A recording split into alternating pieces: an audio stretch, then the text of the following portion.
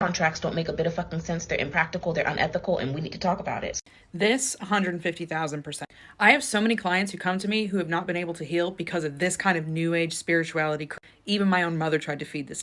It's the idea that you came into this world with a contract and that everything bad that happens to you, you picked it, honey, because you wanted to learn from it. This is dialogue created by abusers for abusers. It immediately dissolves them of all accountability and responsibility because you picked that abuse. You picked that experience because you wanted to be better. Number one, you don't have to experience trauma to be a better person. We could learn that from books instead of hurting each other. Number two, you're not responsible for the bad things that other people do to you. They are. When you feed into this kind of new age spirituality, you help abusers and you help to perpetuate lines of generational trauma. You do bad, you get bad, and it should always be that way. And you should know you are not responsible for the bad things that happen to you unless you inflict them on yourself.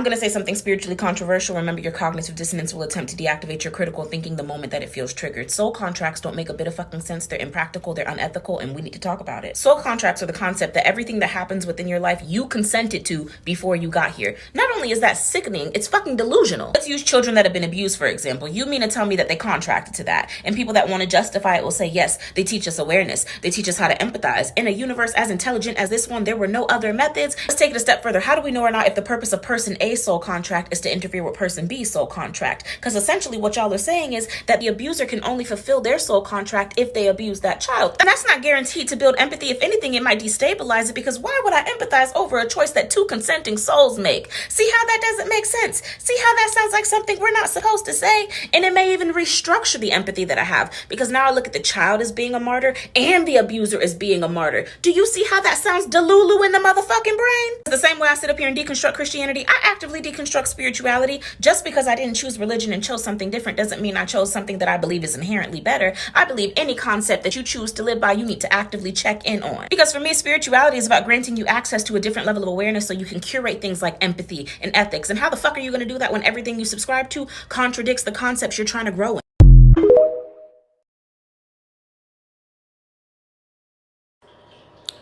Peace and ascension.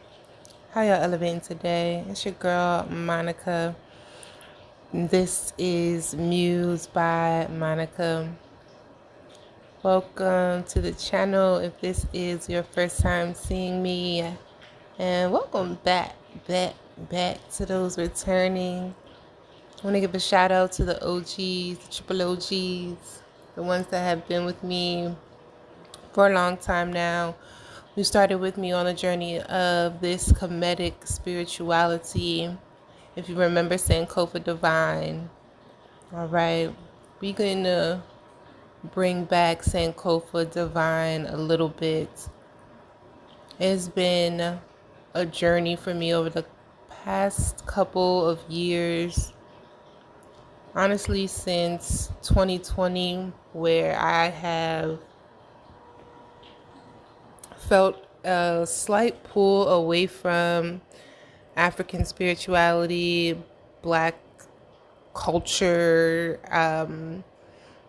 really digging deep into the African side or Black culture of things, especially with it becoming more popular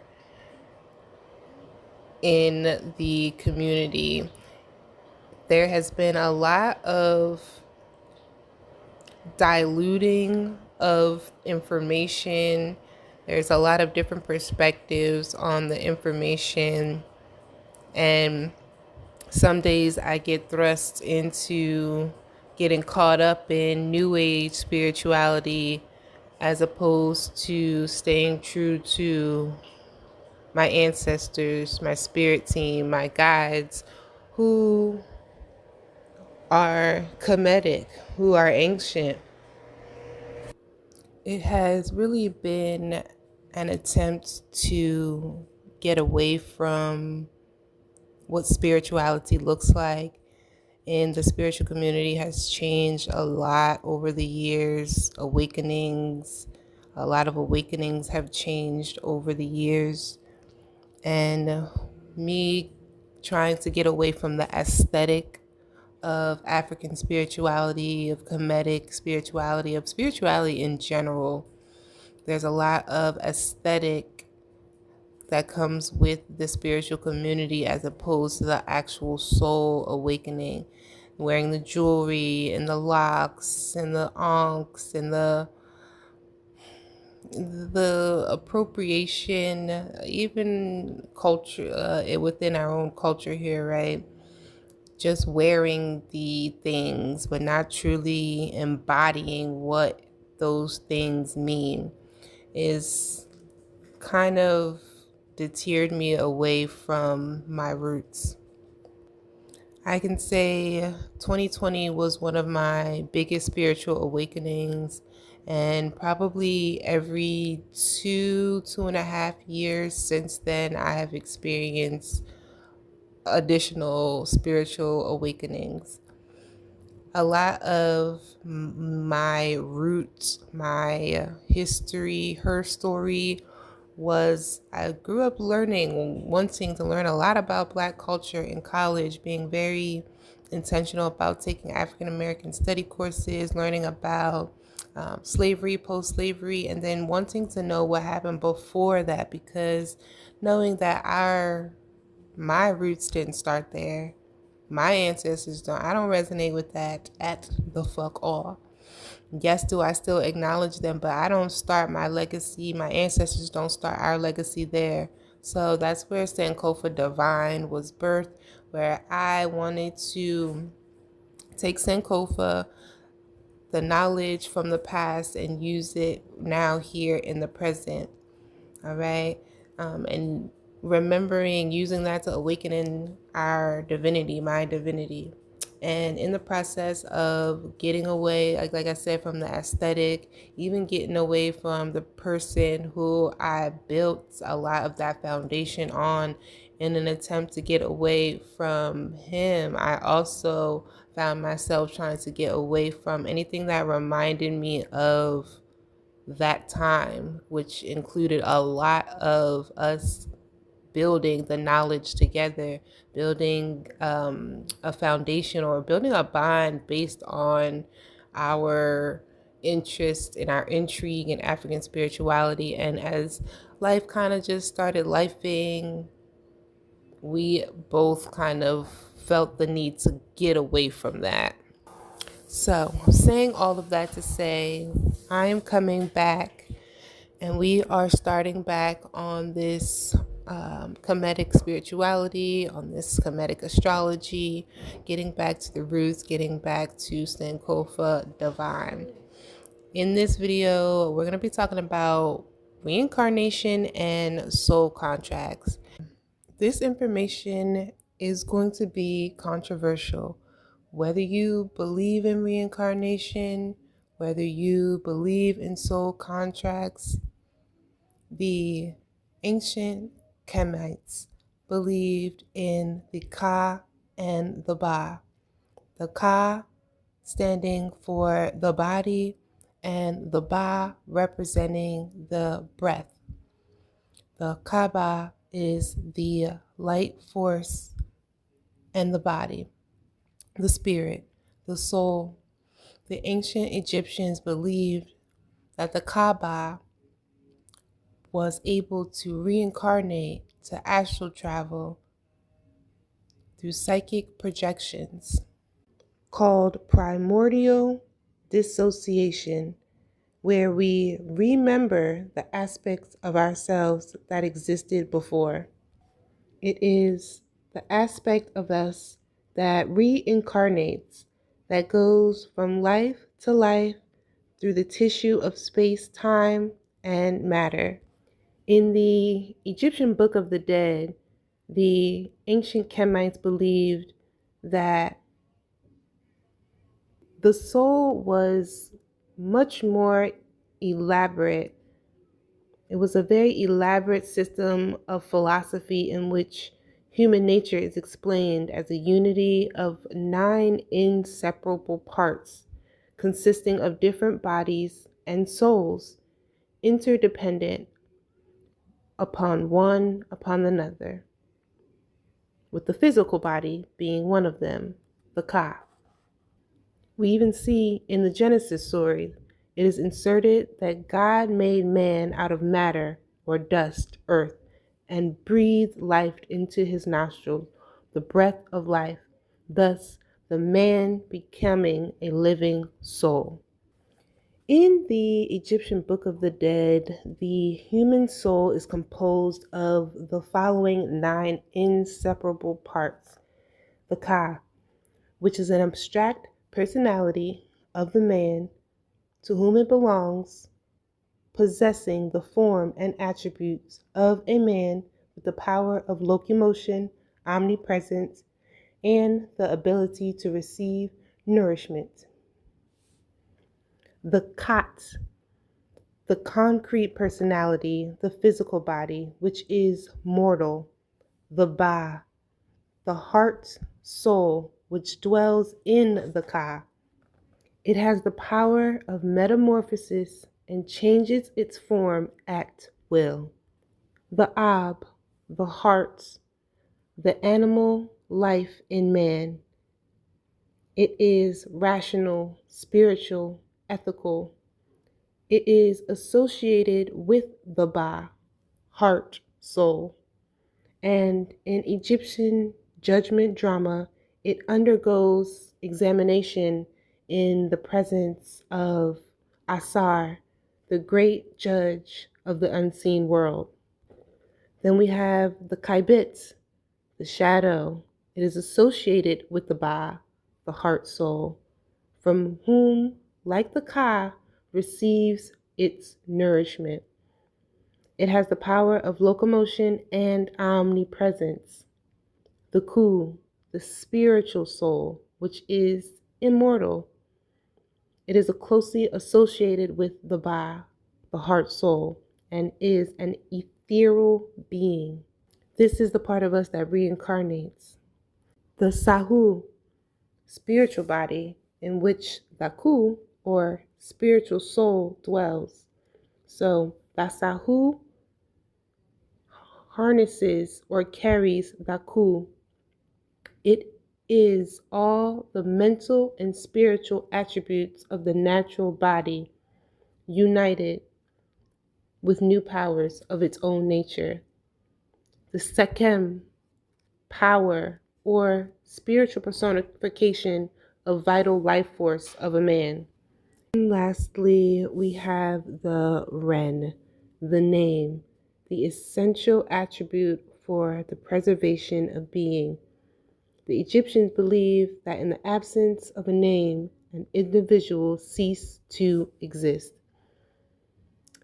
The Egyptian concept was that the soul has 9 parts, whose unity is so complete that even the Ren, the name, is an essential attribute, since without it, it can't exist.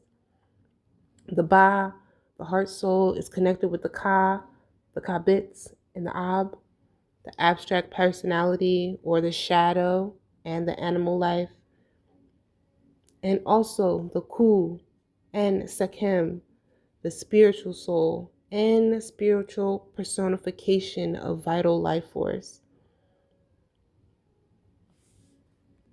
So, with all of that said, we move through dimensions by using our ability to mutate the experience of space, time, and gravity. The Kemetic Egyptians developed numerous methods to experiment separating the Ka from the Ba in sacred rites practiced in their Pur-Ankhs or houses of life. It was, in a way to exploit the phenomenon of extreme dissociation, as opposed to New Age thinking of reincarnation, where you may come back to a life, to this lifetime, as an animal or a plant or a tree. It is the reincarnation of the soul. The Kaaba in the Kemetic system was a combination or unification of the Ka and the Ba during earthly life and the astral body.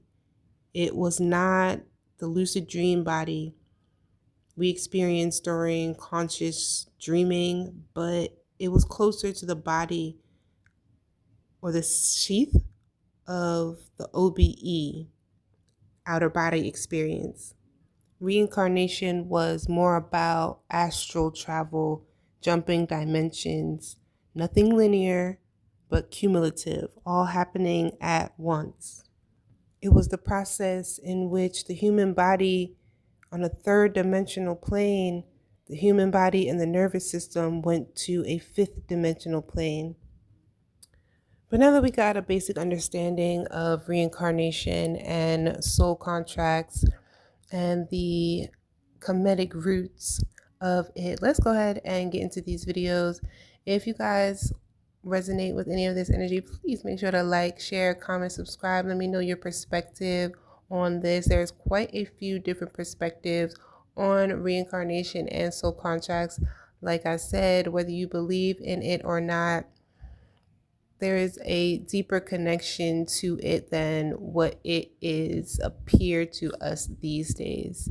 So I will catch you guys in the next one. Until next time, peace, you all. I bet you didn't know this.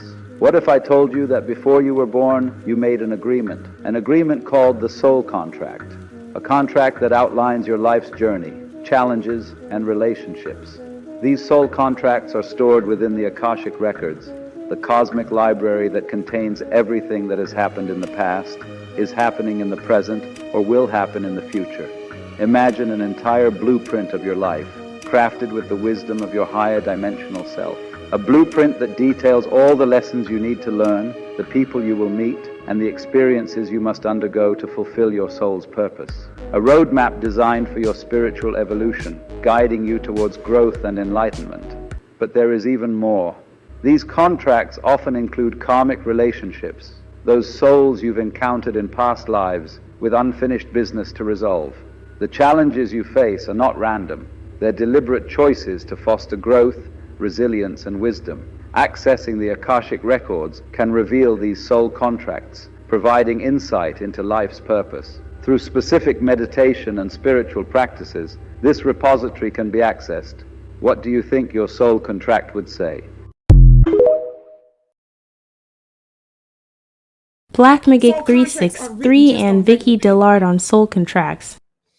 You mentioned a soul contract, which requires perhaps a different type of tablet. The ancients told us that when we meditate and when we memorize, we're actually writing on the tablets of our heart. And then one of the prophets told us that my tongue is like the pen of a ready writer. Did you hear what I said right there? That my tongue is like the pen of a ready writer. So when we're meditating, when we're decreeing, when we're making our petitions and our prayers, and when I say prayers, I'm not just talking about pleading aimlessly and uselessly. When I'm using the word prayer, I'm using the word prayer in the ancient, the old English word where we use it in the court setting. When you made your prayer to the court, you were making your what? Your request or petition to the court. Yes. So that's the context in which I'm using the word prayer, meaning that you are addressing a council, you're addressing a court. So I'm bringing that up simply to say that these contracts that some of us don't even know we entered into before we got in this plane, came to this earth realm, is often activated by what we're saying, what we're praying, what we're decreeing, these mantras that we're constantly repeating. And if we don't know this contract that perhaps we may have entered into, which I didn't initially, and if I could use myself as an example on how I came to know that these things existed, I've talked about this before, and I have to bring it up now. Your contract goes into full force when you enter the earth realm, when your mother goes into her contractions. Hence, the root word of contraction is what? Ooh, contract. Contract. Ooh. And it's written in that blood when it breaches the veil from your mother's yoni. You understand? Yeah. So this signals to the unseen forces and realms, hey, this particular contract that we made is in full force now. It's official now. Talk to her, Vicky. Talk to her. Talk in the clutch. This is important. And that one is written in blood. You In understand? blood. Damn. And the codes, one of the things that we have to understand with this umbilical cord that we're connected to, yes, with our mothers, is that it's just not a physical thing. It's just not a physical cord, which we talk about our bloodline, yes, and our lineage, root word of lineage is that line, yes. There's also a vibrational or a spiritual codes and information and data that comes with that. I was talking to the pillars the other day, and I was saying how when I was doing my ancestors webinar some years ago, and I was channeling some information about the umbilical cord, that's how they tell us to say that, right? The umbilical cord. As I was studying and researching and going down a very deep rabbit hole, Brother Rich, I was meditating so deep. I was coming across so many different terms. And then Spirit said to me, the umbilical cord. There's a scroll, there's a particular Bible, there's some codes that we come here with, and there's a reason I think that they intentionally wanted us to pronounce it as the umbilical cord instead of the umbilical cord, because we find out now that the scientists are actually extracting stem cells from the umbilical cord that they immediately cut. They are pulling stuff from the placenta after your woman has the baby, and they cut it and you're out of there, and they say, oh, this is hazardous stuff now. Yes, no. They're using those stem cells because those stem cells is like a blank cell that can turn into other types of cells, and that they're now saying is responsible for breakthroughs with cancers and all types of other treatments, you understand? So there's some codes, there's some data, there's some information that even naturally they're learning and extracting from the umbilical cord. And so just like there's a physical cord, you understand, there's a spiritual bloodline and cord that we come from that has information. And a lot of this for us is that intuition. Notice the word tuition in the word intuition. Notice the word tuition in the word intuition, the intuition being spiritual information without you having to use logic. Intuition, that's that inner teacher, that's that spiritual stenographer, that's that spiritual court reporter that was present during the previous proceedings before you came here. And this record, for the record, that the stenographer makes, that this court reporter, that's another name for a stenographer, yes, makes, is already on the inside of us. And some of us that were rejected from certain spiritual organizations, certain spiritual initiations, thank God, we were forced to go within. Some of us, we were forced through our rejection and isolation to hear that intuition, that tutor, that inner teacher that was present, that stenographer that was present in the proceedings that took place in the ethers before I came to the earth, that gives me inside knowledge and information where I know stuff that I don't know. And as I become more familiar with this record that already exists on the inside of me, I'm able to move in a particular way, you understand, on earth. Ancient Kemet, let's talk about it. The ancient Kemets, aka the ancient Egyptians, had their own complex ideas about what makes up the human soul. And their beliefs involved dividing the soul into 9 parts. Let's talk about those parts. The first part is called the Khat. The Khat was the physical body which, when it became a corpse, provided the link between one soul and the earthly life. The soul would need to be nourished after death just as if it was still here on earth.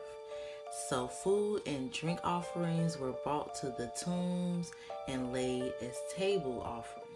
A person's body was considered important in the afterlife, where it could visit the world of the living during the day and then return to the world of the deceased at nighttime. The third one is Ren, a person's name. So our genetic name that we was born with. not of this language, not of the English language. It's definitely not none of our names that we have today. If it doesn't roll off the tip of our tongue and the root of our mouth into a tribal, forthcoming energy. Because English language is definitely the lowest vibration of the vibrations of the vibrations. So we all know that our genetic names are not the names that we have today. Well, most of us don't have it today. So Ren is the essential aspect of an individual and central to one's survival after death. So when you pass away, you will be reconnected with your true root, your true name, your true DNA that connects you to who you really truly are. The fourth part is called the Ka. The Ka is the life force or spiritual double of the person. So what they pretty much mean by that is like you have a spirit that's connected to the body, so that's like a duo together. Then you have your spirit as an individual without the body, and then you have the physical body without the spirit. So that's how you get spiritual double, because it's like you can still walk in your spirit on your path for your journey, but you're also a human having this spiritual experience, and then a spiritual person having a human experience. You get what I'm saying? So it's like a double duo. Alright, y'all, so the fifth part is called the Shuyet, which is pretty much our shadow. They felt like it was like an extended version of ourselves. A replica of one's form, a Shuyet can be in the form of a statue, a painting, and any other form. The more the similarity, the more it is a Shuyet.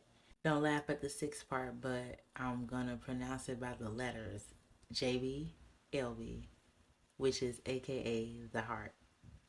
The heart, metaphysically, was believed to be formed from a one drop of blood from the child's mother's heart. That's pretty deep. They pretty much believe that the way life was formed was through a drop of blood. So when you're pregnant, yeah, it's a sperm and all of that, but they also feel like the heart is formed from one drop of blood. This one is pronounced Ak, not Unk. Ak. Ak is the blessed and transfigured soul of a person who died and whose soul has been judged by Osiris and found by Maat Karu. You guys can look that up, but pretty much those are the ancient gods that's like the deities who actually created Kemet and all of that. Outside of the goddesses that was in the human form, these were like the actual gods. They existed once upon a time, not anymore. They are like ancient of the ancient. They're so strong and their energy is so powerful that they cannot exist in human form. Sahu, the incorruptible spiritual body of man that could dwell in the heavens, appearing from the physical body after the judgment of the dead was passed, if successful, with all of the mental and spiritual abilities of a living body. And after you've passed off in this life and go into the spirit realm, get judgment, you are granted a new type of body and your spirit is fully cleansed. So it's like you're being granted all of the spiritual abilities of having all of the knowledge and understanding in a spiritual body that is like this one but better in the spirit world. Last but not least, we have Sekhem. I want to say I pronounced that right, but it's pretty much our power. So just like we have inner power within this body, even though we have a spirit, our soul and all of that, once we transition and we're fully in that existence, we are full power. We have that full control over the powers that be within. the godliness, the strongness, the divineness that we all have and we all can ignite. Pretty much we're going to be with the other gods that has the same power and existence as us.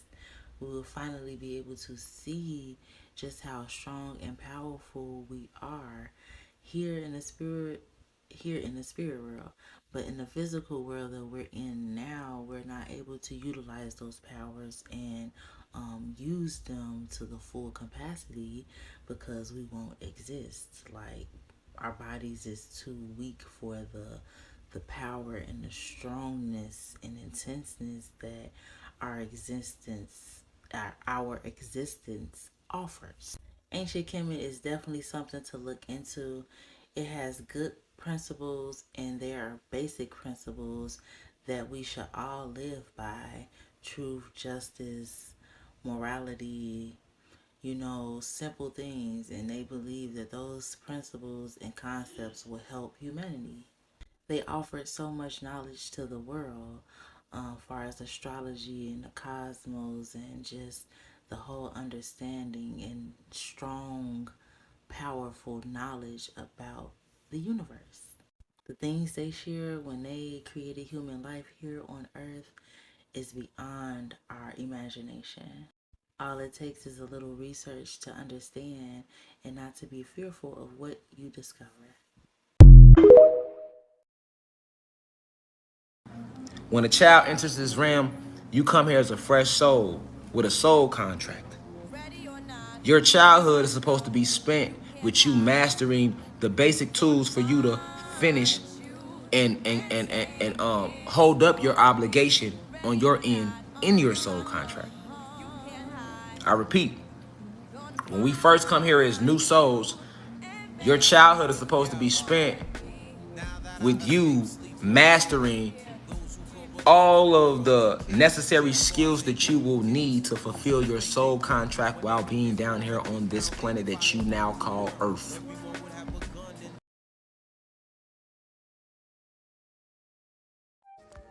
Okay, so I can only put so much in this small video, so let me know if you want a part 2. Karmic contracts, because they're complex, baby. Karmic contracts are essentially soul-led agreements that you have created prior to incarnating with certain people. Nothing is random, nothing is coincidence, okay? So they are pretty much going to trigger your soul's evolution. They're going to trigger healing. They're going to trigger the balancing of energies, the imbalance of energy, or as most people like to call it, karmic debt. And I find that most karmic contracts are deeply rooted in unfinished business, and they're deeply bound to emotions, greed, hate, jealousy, lust, obsession, power struggles, things like that, guilt. Always the case, always the case. Now, most people think that karma is like an eye for an eye, tooth for a tooth. That's not how karma works, baby. Karma is not based on the action. Sometimes there are acts that are heinous and unthinkable, but that's another video on its own. But sometimes the action is actually the purpose or destiny for that person, but that's another story on its own. But most karma, these karmic ties and being bound to these karmic lessons, have to do with emotions behind the act, not the act itself. So not that somebody cheats on you, they're going to get cheated on. No, that's not how it works. And we've seen that again. Like, some people, and they don't get, or nobody they know gets, because that's not their karma. It's not the action behind the karma. It's the emotion that builds the karma, okay? So let's say, for example, your husband cheats on you, and then you're upset, you're sad, you're heartbroken, and you have self-worth issues. Boom.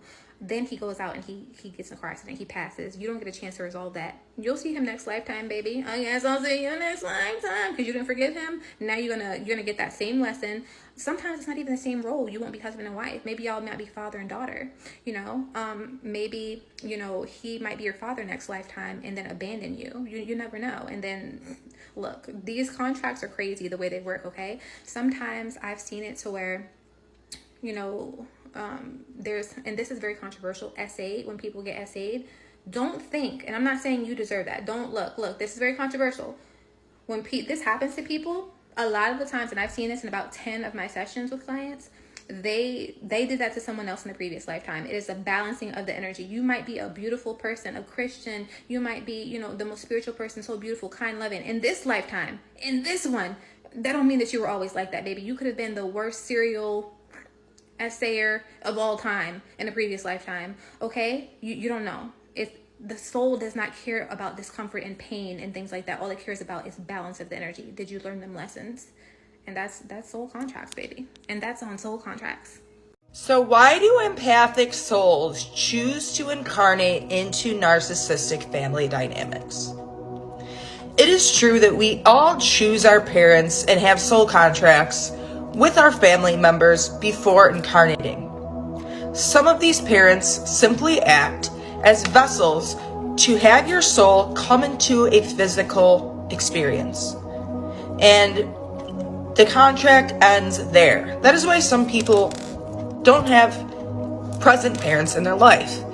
But for those who have more difficult family dynamics or narcissistic family dynamics, how can we look at that from a soul contract perspective and see why did we choose that as a soul? And what I have come to realize through my own experience coming from a narcissistic family dynamic is that higher evolved souls, or souls that are destined for the spiritual path, higher vibrational souls, often will incarnate into these lower vibrational toxic dynamics. And that is because sometimes we need contrasts in the societal constructs of the world today in order to give us the spiritual awakening, in order for us to go within, in order for us to have that hypervigilance that happens with empathic or mediums or people that are very spiritually enlightened. Usually they have some type of trauma or adversity in your life. I would say I wouldn't see someone usually that comes from a very happy, normal, quote unquote, normal upbringing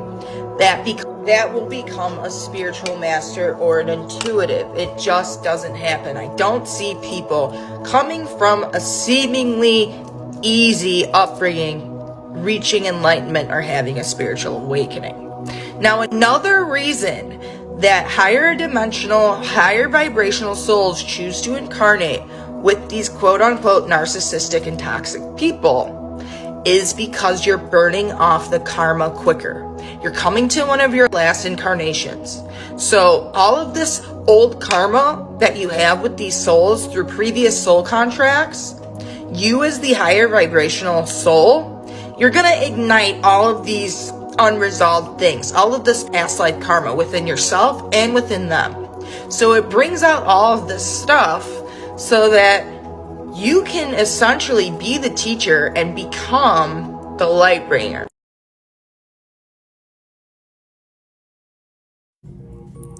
Quick thought. You know them gifts and talents that we have? Like, I knew how to cut hair as a young kid, or my brother know how to do electricity, and my other brother know how to create businesses and work systems, and everybody know how to do these things. But did you know those old memories from lives we lived before? Like, you know how you know for a fact you reincarnated many, many times based on the many gifts and talents that you have that nobody taught you about. I got a partner know how to play drums. The dude can airbrush, and it never, I'm talking about beautiful work, and nobody ever taught him how to do it, and his hands shake, right? So all of us that know how to do these things, paint, art, sing, we got these memories from doing all these things, but nobody taught us how to do. Those are memories from an old life you lived many, many times over. So reincarnation is real, and the way to get out of it is to raise your level of consciousness while you're here.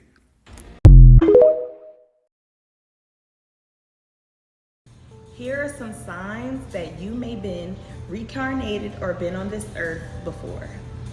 Deja vu. We all have had it, but you get deja vu all the time. You have an extreme, strong intuition. You also feel a lot more mature and feel older than your actual age. You have unexplained fears or phobias, and you don't know where they come from. You have unexplainable talents and skills that no one taught you, just to know how to do it. It's just in you. Like music, playing an instrument, things like that. You have a deep connection to time periods or other cultures outside of your culture. You have reoccurring dreams of places you've never been and people you never met. You have unexplained birthmarks. Quick story, my son, me, and my husband all have the same birthmark in the same exact spot. We've been here before. You constantly feel out of place. You have strong compassion for things that just are unexplained. Like as a child, you just had so much compassion for like homeless people, but you didn't even know anything about homeless people growing up. You dream of being someone else, but you still have the essence of you. I know you've all had that dream before. I know I have. That feeling that you feel so familiar with someone that you've known them forever, but you don't even know them.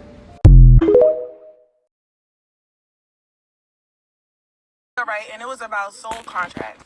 And I feel like I don't see a lot of people talking about that, because every single person on this earth, when you came onto this realm, you were born into a soul contract. Soul contracts go hand in hand with generational curses and trauma. Okay, stay with me.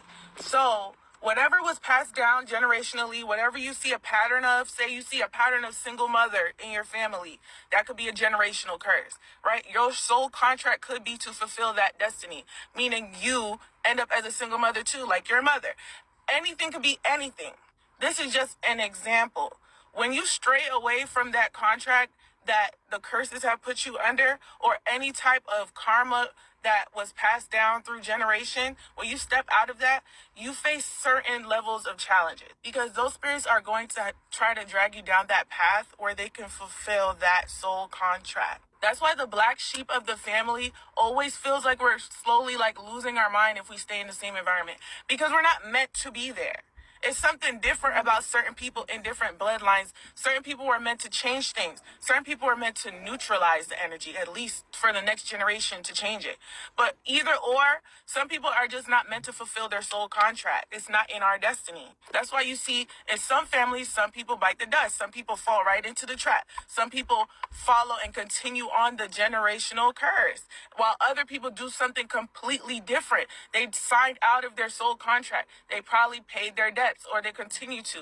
But soul contract is not bond. It's all up to you to create your life destiny. But some people just were not meant to stay in that bullshit. So I just seen this video, right? And it was about soul contracts. And I feel like I don't see a lot of people talking about. When we was in heaven, before we came through our mother, we had to sit at the feet of the Almighty. And we negotiated a purpose for this incarnation. All of us been here before, and all of us will come back again unless you fulfill your destiny in this incarnation. If you don't, you got to come back. So all of us are ancestors, right? Returned. When we are born, the trauma of childbirth coming through the womb of the mother, the trauma, we forget our destiny. We recover our destiny through soul searching, divination, ancestral communication, and worship of the Almighty. You get back in touch with your destiny. Your whole life is about finding and fulfilling your purpose. And if you choose the wrong purpose, it don't matter how much money you make, you're still gonna be miserable. I can't tell you how many doctors I've met, millionaires, 2 drinks away from. You know why? Because you was not sent here to get rich off medicine. You wasn't sent here to get rich off being a lawyer. Nothing wrong with being rich, because with money you can help others.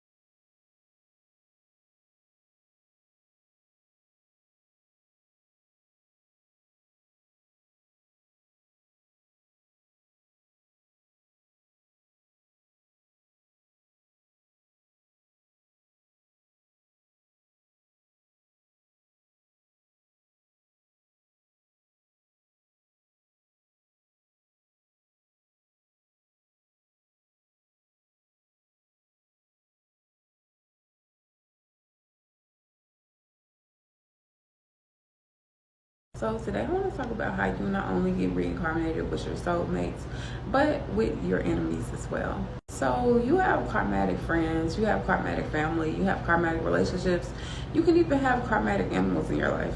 Now, whether this karma is good or bad is really up to you in the past lives that you lived, but yeah, it's gonna tell if it's good or bad depending on the relationship or connection that you have with these people. I've seen cases where people have a karmatic partnership with their parents, like especially girls, like women and their moms. So you could have been over your mom in a past life, or you could have been bigger than her.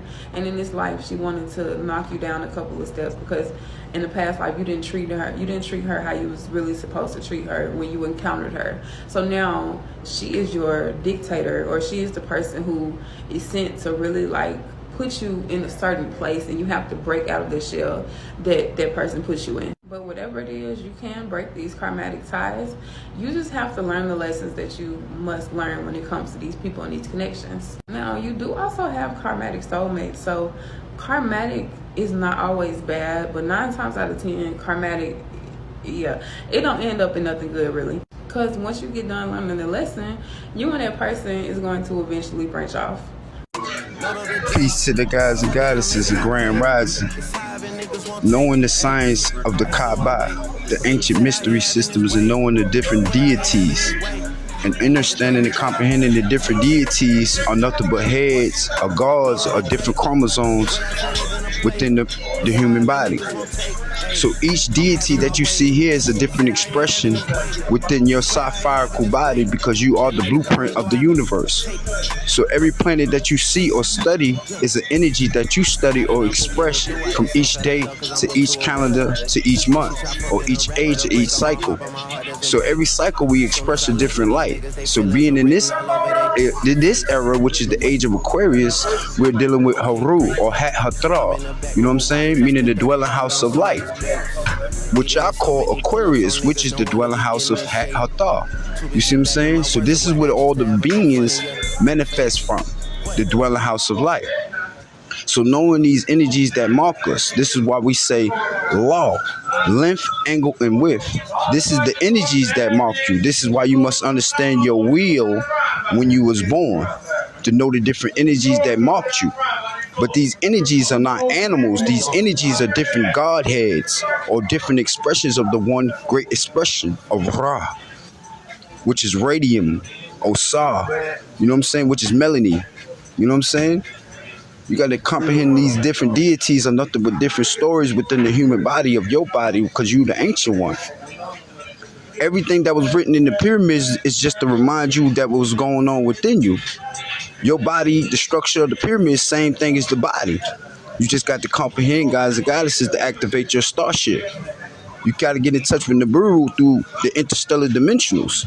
You know what I'm saying? Being lifeline, being tuned with the lifeline of the interstellar dimensionals of your ancient ancestors, or the Anunnakis, or the Elohims, or the extraterrestrials, or the higher beings, from knowing where you derive from.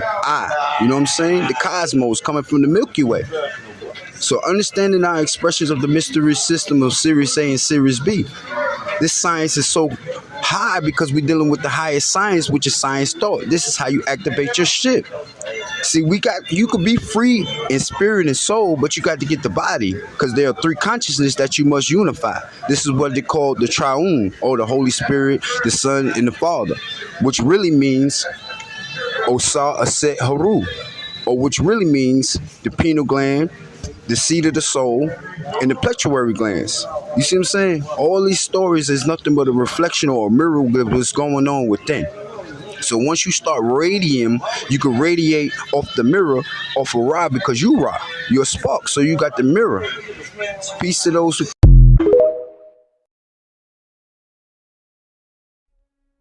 If a generation, let's say, is 25 years, every generation is 25 years. If I took you back 20 generations, it took 1,048,576 human beings to bring you into existence today. Each and every one of us. That's 1,048,576 human beings. And we think we're alone. Our ancestors. You walk with your ancestors. You eat with your ancestors. All you got to do is recognize them. They're talking to you all the time. This society got you thinking you insane when you listen to those voices. Right. That's that ancestral time. That's what it is, constantly. See, they cannot, at one time in their living is one thing, but now that they are in the next realm, they cannot see with their eyes. They cannot smell with their nose. They cannot have the senses that we have, but they live through us. They see the world through our eyes, through our ears, nose, tongue, skin, mind. They are in a realm that knows better on a spiritual level that we have yet to conquer on the physical level. So when you listen to your ancestors talking to you, then they can tell you things that you don't know. And then they can celebrate life through you. It's a symbiotic relationship. Yes, sir. When death takes place, we tend to only think about how we feel about the death, how we feel about being left behind, how we feel about not having the person around anymore. There is never ever a thought about that soul that has departed.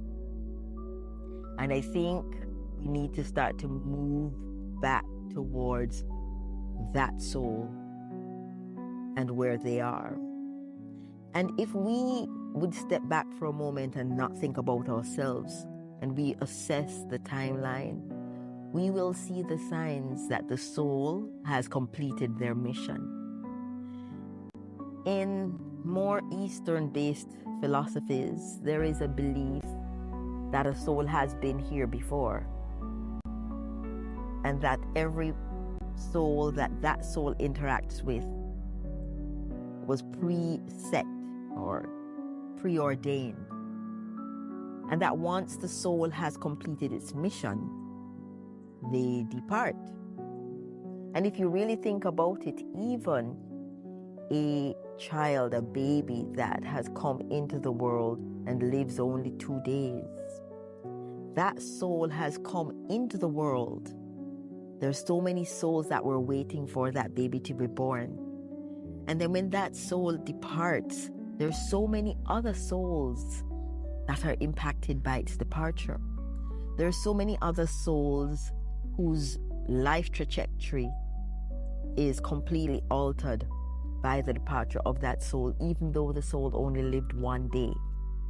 So we have to think about death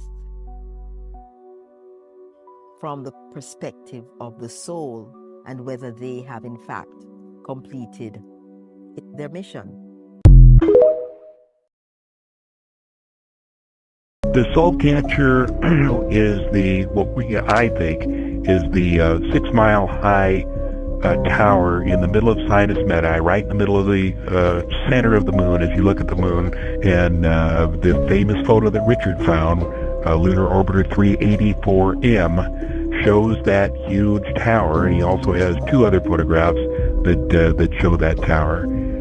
I think that tower is what I call the soul catcher. When you die, your soul goes to the soul catcher. There are several soul transmission stations, both on Earth and on the moon, and depending on where you're going in your next lifetime is which transmission station takes over.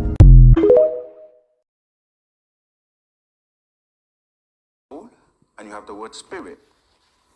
People mistranslate both of them into one. Because when you ask people, what's the difference between a soul and a spirit, they can't answer the question a lot of the times. Because they think they're both the same thing, but they're not. Everything on the planet has a spirit. So trees have spirits, animals have spirits. Everything has a spirit because it's dealing with vibration. But not everything has a soul. And a soul is, remember when I talked about that ignition and kicking off your solar plexus to make you connect with the higher realms and the, do you know what I mean? Like the 9 ether. So with the soul now, you can have emotions and you can dance and you can do things that like I said, a tree is alive, but it doesn't have like emotions. If energy can't be created or destroyed, have our souls always existed? Like, have our souls basically existed since the beginning of the universe existing? Like, at one point, it wasn't there, and then it was, and it always exists, and it can't be created or destroyed. But then that leads me to thinking, like, then for sure reincarnation is real, because we weren't alive back then when the universe was created. But if our energy was, because it couldn't be created or destroyed, then we were already technically here, but we weren't like in this current body that we're in now, living in this time. But there's two different types of reincarnation, I feel like. I feel like there's the one where in the egg theory, you live every single different life because everyone is basically a part of one consciousness. And so you have to live every possible experience that can be lived in this realm. Or you literally relive the same life over and over and over again because you're not learning the lessons. But it could be that you relive the same life over and over and over again. And once you learn all the lessons, you move on to another reincarnation of life. I don't know, but I just think it's really interesting. I just really think that that's kind of something interesting to think about. If energy can't be created or destroyed, have our souls always been here since the beginning of it all? And then does that just kind of prove reincarnation? You know what I mean? Children are karmas. Before you say anything, listen. Children are soul ties. It could be good karma or bad karma, depending on the karmas that you have created through your lifetimes and your incarnation here. There are debts to be paid and there are debts to be collected. So if it is good karma, that means that your children will be really good to you, love you, support you until old age. If it's bad karma, then it means your children will keep taking from you, cause you stress up until old age. Those who doesn't have kids, maybe one or two, but most time those who doesn't have any kids, it means that you have paid all your debt, you don't have any more karma, no soul ties, and it means that it is your last life to reincarnate in this world because you are moving on, you are evolving, moving on to another realm. The primary goal here is that to give a chance for all souls to evolve, to do the right thing, to correct their karmas, and to pay off the debt. So if you don't have any, then just know that a really good chance that you have no more karmas, because children are like baggage. When the soul cross over to another realm, they don't want to feel any more soul ties in this physical world. So a lot of time, they don't leave any souls behind, no more baggages behind. So just imagine if you have so many soul ties here in this physical world, there's no way that you can move on to another realm. And it also means that you still have debt to be paid off. According to the Akashic Records, what are we, the living, supposed to do for our loved ones who have just passed away? And what are we, the living, supposed to do for our ancestors who have passed away long ago? According to the Akashic Records, when a loved one passes away, the most sacred thing we can do is to honor both the soul's journey and our own role as witness and companion in their transition. The Akasha sees death not as an ending, but as a passage, a graduation, and a shift in frequency. Here's what the records reveal about what one should do after a loved one passes. Acknowledge the transition with reverence, not resistance. The soul that has passed is still alive, just no longer in the physical. In the Akashic view, the immediate days after death are powerful portals where the soul is orienting to its new reality. Create stillness and sacred space. Speak to their spirit as if they can hear you, because they often can. Light a candle, offer prayers or mantras, or place sacred items near their photo or belongings. These actions help anchor peace and clarity for the transitioning soul. Do not cling, but stay open. Many people unknowingly hold their loved ones earthbound by clinging energetically out of guilt, fear, or unprocessed grief. The Akashic Records say, let the soul go in love so they can move toward the light and healing. They will return if and when they choose through signs, dreams, and soul presence. Offer your blessing and permission. Go in peace. I love you. I will carry your light forward. This sets the soul free. and opens you to spiritual connection without distortion. Third, continue the relationship spiritually. Death ends a body, not a bond. The Akashic field holds the imprint of all connections.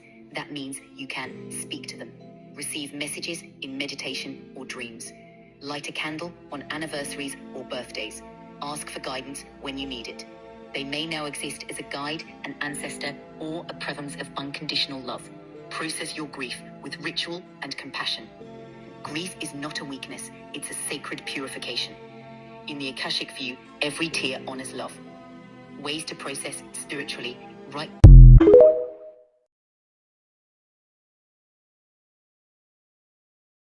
How do you know when your soul contract with someone has expired? My name is Charlotte. I read soul contracts, and there is a telltale sign that your soul contract with someone is expiring or has expired. Now, more often than not, when you have a soul connection, a soul contract with someone, it's for an experience I like to call opening a door. Now, either you or your partner have come together to open a door that the other didn't know existed. Now, this door opens to a higher version of their self or yourself, depending on who's opening the door in the contract, and a lot of the time it's both of you. And sometimes what's on the other side of the door doesn't appeal to you or doesn't appeal to them at the time. And the difficult part of this kind of soul contract is if you are the door opener, you are opening the door for someone, sometimes you have to step aside for them to walk through it. You know the saying, you can lead the horse to water, but you can't get them to drink. Now, a common example of this is one person in the relationship will open the door to spirituality, and they may lead their partner to the door. They may open their eyes to spirituality, show them that it is possible through you embodying it. Yet unless they're ready to walk through the door themselves, they often won't. And more often than not, it won't be until you choose to terminate the contract and take a step aside. So how do you know if you're in a door opening soul contract with someone that has expired? Stagnancy. Either you or your partner are plateauing in your growth. Now, so many people choose to remain in a relationship even after their soul contract has expired. But if you're someone that values growth, sometimes it involves stepping aside and leaving the door open, or stepping through a door that is opened for you and coming to terms with the fact that they're not coming with you. There really is no wrong or right way to do it, but that's how you know. People who don't have children, women who don't give birth, men who choose never to father children, there is a high probability that a person who dies without leaving a child behind is actually on their last reincarnation. And the reason being is once the life is over, once the body and the soul separate, and once there's the removal of the focus of the soul from the physical reality, there is really this withdrawal of energy and this completion, if you will. So a soul that is complete with this reality would most likely prefer to not leave children behind, because that binds the energy, that creates connection. Now, people who are in their last life also can have children. There's no one rule covers it all. People who are in their last incarnation can have children. However, here's what's so interesting. The people who are on their last life and then move on to other dimensions, the soul continues and continues to create and grow through other experiences and dimensions. The imprint that strengthens the offspring, that sense of connection, that sense of family, that sense of belonging, is actually weakened for the offspring. Their subconscious feels the missing energy, the withdrawal of the parental energy from this dimension.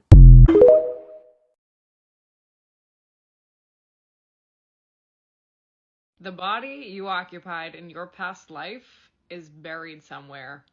You want to know something else that will probably mess you up when it comes to reincarnation? Some of your family members probably unalived you in a past life. And the reason they incarnated back into your life this current go around is because your soul contract requires you to forgive a karmic debt. Oh yeah, there's a reason you pick your parents and the partners in your life. The universe has a unique way of reminding us of unhealed trauma.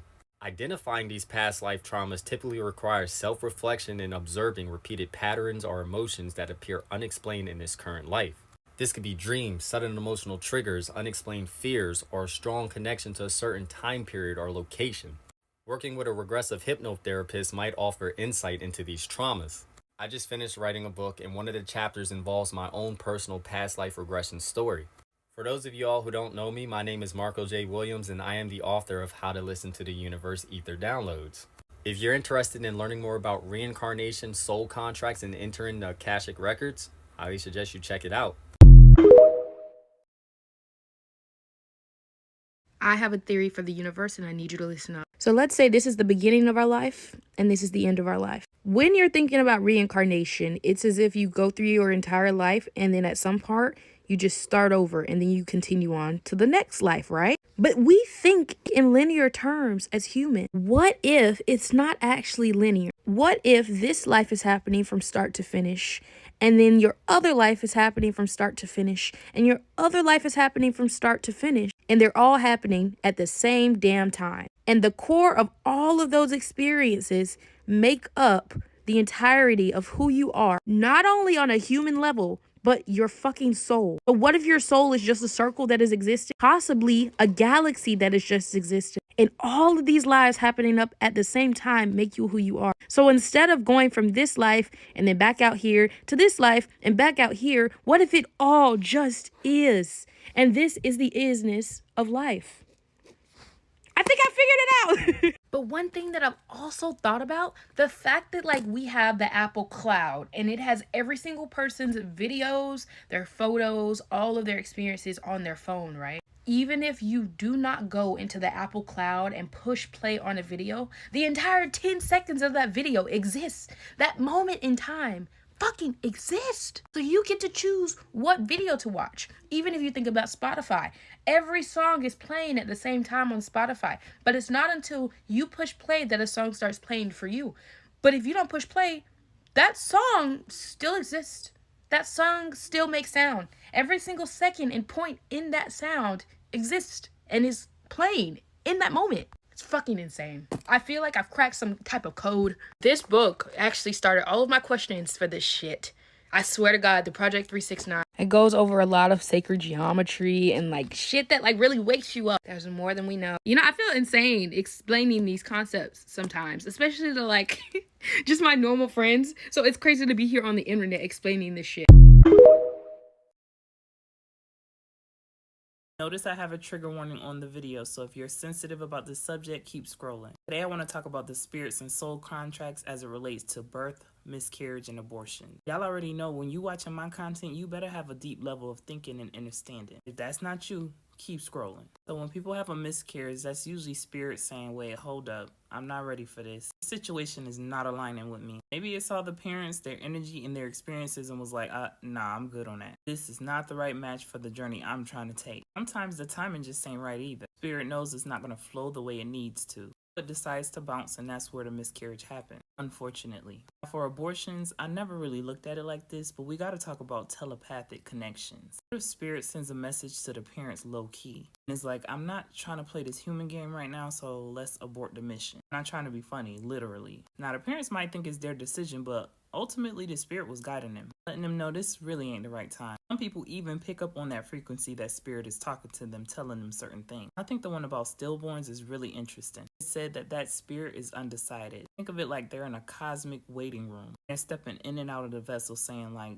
do I really want to do this or no? Like on the fence, and then the spirit decides not to come through fully. And the energy is just so powerful it speeds up the process. Like it literally cannot wait to incarnate. So it induces their early birth. Spirit is like, let's go, I'm ready now. Now this one is a tough one, a bit different. The ectopic pregnancies where the babies are in the tube. These are lost souls that are not grounded yet. They tend to gravitate towards mothers who's carrying a lot of emotional trauma. It's like they're drawn to that pain somehow. Because the energy is so scattered and unresolved, it can't settle into that body properly. When it comes to full-term births, that's a spirit that knew exactly what it wanted and knew exactly what it was doing. It was like, yep, these parents, this situation, this life, that's all me. This is where I'm supposed to be for my lessons, my growth, and whatever it is that I need to go through. Whether positive or negative is all a part of the soul's journey. That spirit came through with the right confidence that these were the parents for them. Guide them through this physical experience. But next time y'all think about these things, just remember it's deeper than biology. I know it's my belief that everything happens in the spiritual before it manifests into the physical. Spirits have their own plans and their own timing. They move in ways that we might not always understand. But overall, it's all for the growth and expansion of the soul. Make sure y'all get in the comments and let me know your thoughts. Peace, love, and light, and gratitude for watching.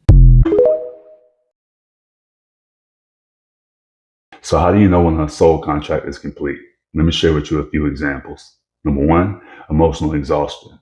You're not arguing anymore, and now you're just tired. Your spirit is quiet, and you're emotionally detached. Number two, energetic disconnection. That person's presence used to bring you clarity and purpose. Now it just brings you confusion and anxiety. Number three, you've outgrown the dynamic. You're no longer willing to play the same emotional roles. Number four, the synchronicities stop aligning. The same signs that brought you two together now feel forced or absent altogether. And number 5, you feel peace when you think about letting go, and you have fear when you think about staying. Now let's talk about why letting go is sacred. Letting go isn't quitting, it's honoring the soul contract. It's basically saying we both came here to teach each other something, now the lesson is complete. And when we hold on after the contract has expired, we don't just block our own growth, we delay theirs as well. Sometimes the most loving thing you can do for yourself and them is to release the connection with grace.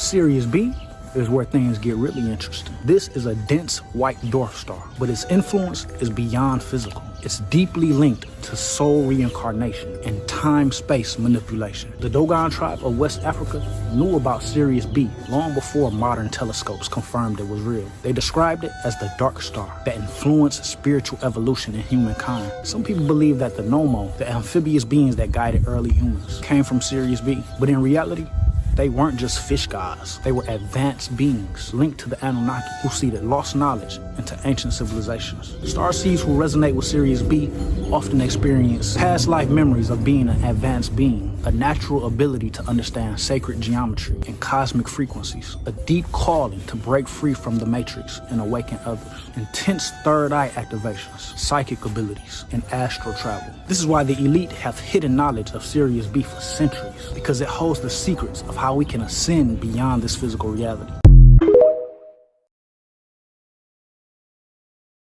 When they were agriculturalists, they looked down on the ground and saw the seed planted in the earth brought forward a plant or a fruit. They saw that when that plant grew or that fruit grew, it was born.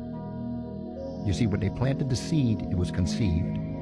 When it grew and came out, it was born. When it lived, it grew. Then it aged.